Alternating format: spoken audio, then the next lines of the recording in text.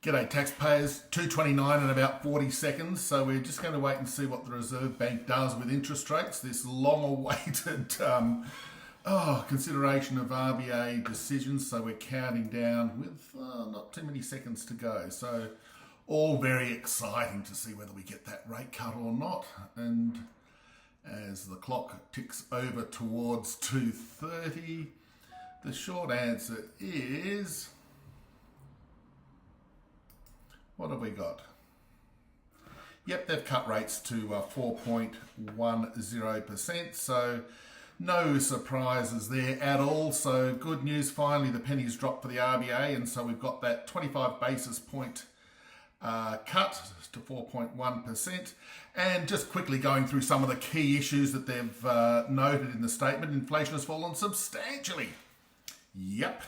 High interest rates are working. Yep. There's been continued subdued growth in private demand and wage pressures have eased. Yep. The board is more confident that inflation will move sustainably towards the 2 to 3% trading range. And then just to sort of round it out to see what the final sort of thought processes from our friends at the bank are, they still think that monetary policy has been restrictive and will remain so. So this reduction in the cash rate is still keeping policy relatively tight. So it's just that a little bit of easing in the Python squeeze that's been going on for the economy.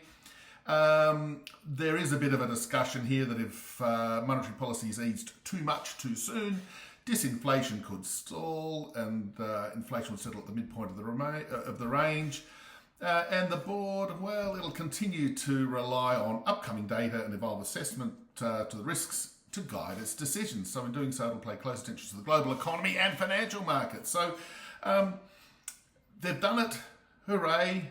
Dollar looks to be holding up around about 63.5. The bond market's sort of rallied a couple of ticks because it was only 88% priced in. Great. I'll have a bit more look at the detail and see what the governor says in her press conference in an hour or so. Cheers.